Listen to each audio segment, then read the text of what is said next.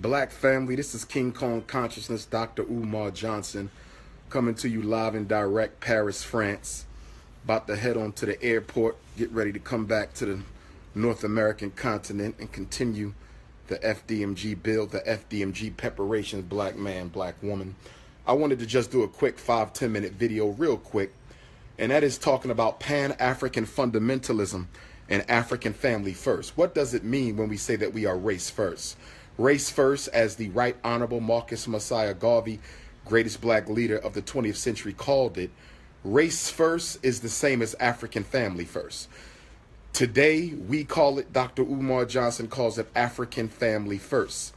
Okay, putting the African family first, AFF, okay? AFF, African family first. And what we mean when we say we're putting the African family first is very simple.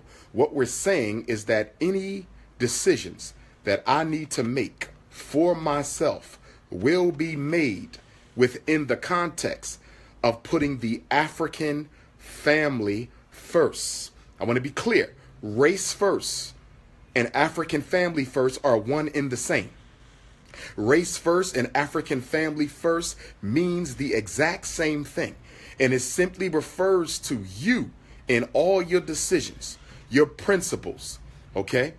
Your conduct, your decisions, your work, your career, your business. You're putting the African family first. The best interest of African people, AFF, African family first, is the essence of revolutionary Pan-African nationalism.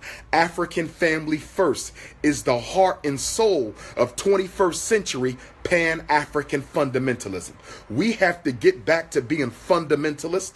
We must be African fundamentalists, Pan-African nationalist fundamentalists, revolutionary Pan-Africanist fundamentalists. So let's look at this for a minute. When we talk about putting the African family first, when we talk about making sure that all decisions we make are about the best interests of our people, those who look like us, brothers and sisters, when we talk about putting the African family first, we're saying that when I get married, my choice of mate must be someone who benefits the African worldview and the African agenda. If my husband or wife, if their way of life does not benefit African people, if their way of life does not benefit the revolutionary Pan-Africanist paradigm, I cannot marry him or her. See, if you simply practice African family first, you'll never have a white wife. If you simply practice African family first, you'll never push LBGT, because there's nothing beneficial or positive coming to the African family when you live that type of a lifestyle. When you put African family first, you naturally go with natural hair. When you put African family first, you'll never own a weave shop. When you put African family first, you won't engage in backbiting. You won't engage in disruptive Negro agendas. You don't have time for infighting and conflict. If we simply practice AFF every day, all day, let African family first be the new religion for African people. Let African family first be the new culture of African people. Let African family first be the way that we live and interact with our brothers and sisters. Let it always be African family first, brothers and sisters. It must be African family first so we do the right thing.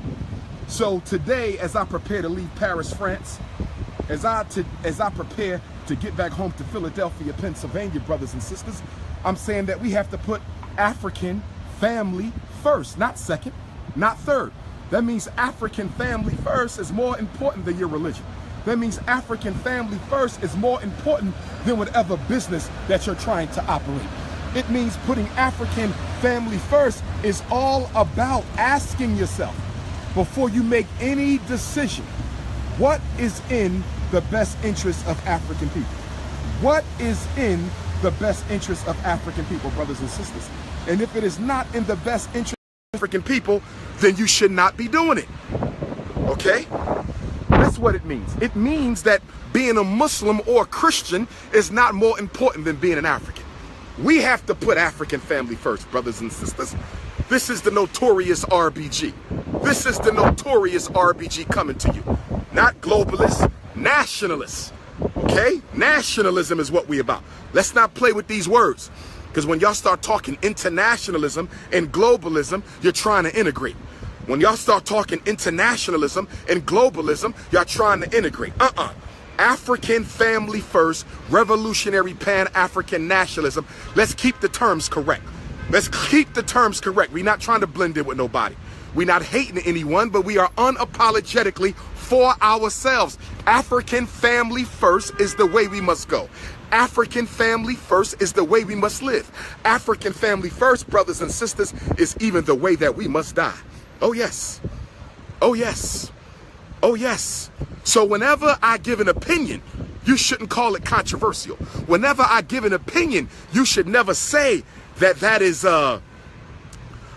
extreme. You should simply say to yourself, the brother's opinion is based on the long-term best interest of African people. The brother's opinion is simply based on the long-term best interest of African people. That's it. Nothing more. The long-term best interest of African people, brothers and sisters. That's it. So as I close on out, brothers and sisters, let's do that African family first thing. As I get ready to come on back home, let's be African family first. Okay? That's all the essence of Pan-Africanism is. So the next time somebody asks you, what do you believe? You ain't got to give them no long, drawn-out answer. Just say, I'm African family first, brothers and sisters. You ain't got to say nothing else.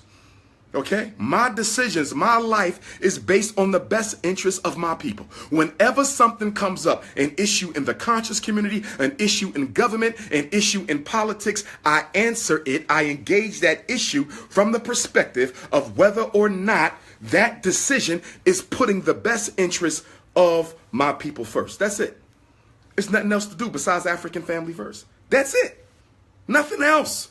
So when you ask me about Barack Obama, was his actions in office beneficial to the African family? That's it. School system, does it benefit the educational paradigm that our children need to engage in order to be successful? That's it. The mosque, the church, do they put African family first? Hell no. The church don't put African family first. The mosque don't put African family first. So now it's AFF. So in the United States, we got AFF. In South Africa, they got EFF with brother Julius Malema. So Dr. Umar is leading the AFF and Julius Malema is leading the EFF. So we're going to unite up and tie up and unify the AFF and the EFF for an international Pan-African revolution, brothers and sisters. That's what we're talking about. I don't care about your nationality, brother. I'm an African. Your nationality is irrelevant to me. That's not going to change nothing for black folks. Nationality is irrelevant. It's irrelevant. Go talk to somebody who cares about that. White man law is irrelevant to me. Y'all want to keep on intellectually masturbating the white man's law. I'm going to take you right back, my intellectual masturbators. African family first. And if you're not African, this conversation does not apply to you. If you don't identify with the race of Africa, then this conversation does not apply to you. So brothers and sisters, that's the good word from the Prince of Pan-Africanism, Dr. Umar Johnson, signing out, Notorious RBG, Paris, France, Black Power.